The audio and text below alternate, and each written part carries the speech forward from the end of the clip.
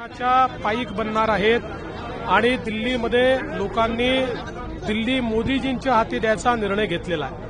Sir, राज ठाकरेंनी म्हटलेला महाराष्ट्राच्या विधानसभा निवडणुकीच्या निकालावर माझा विश्वास नाही। राज ठाकरेंवर महाराष्ट्रात बोलू।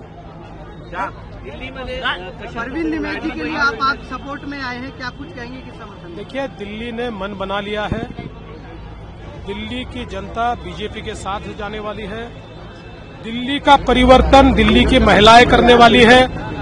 दिल्ली की बहनों ने तय कर लिया है केजरीवाल जी की झूठी सरकार को घर पर बिठाना और बीजेपी की सरकार को लाना। दिल्ली में मोदी जी के नेतृत्व में बीजेपी की सरकार आएगी। सर, मनोज जरांगेंनी उपोषण सोडले। आनंद आहे। आम्ही मराठा समाजाच्या संदर्भात जे काही निर्णय घेतले आहेत ते महायुतीच्या सरकारनेच घेतलेले आहेत आणि हे सगळे प्रश्न जे निर्माण झालेले आहेत ते कायद्याच्या चौकटीत सोडवणं ही आमची जबाबदारी आहे। आम्ही तो प्रयत्न करतोय। ज्या ज्या मागण्या यापुढे देखील कायद्याच्या चौकटीतल्या ज्या मागण्या ते करतील किंवा कोणीही करेल त्या मागण्या आम्ही निश्चितपणे मान्य करू।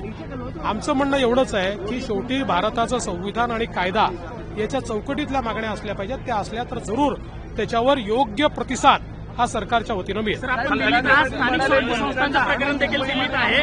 तारीख लवकर घेण्याच्या अनुषंगाने एक चर्चा सुरू आहे। 25 तारखेला त्या अनुषंगाने काही सरकारने प्रयत्न चालू केला आहे। ते म्हणतात की सगळे सोयरे झालं नाही तर मंत्र्यांना हाडू वगैरे असं काही त्यांनी म्हटलं। त्यांनी काय बोलले मी ते बघितलेलं नाही। मी त्याच्यावर रिॲक्शनही देत नाही। ते मला त्याच्यावर काही बोलायचे नाही। बघा, आम्ही जनतेला उत्तर देऊ। जनतेच्या हिताचं जे केलं पाहिजे ते आम्ही करतो।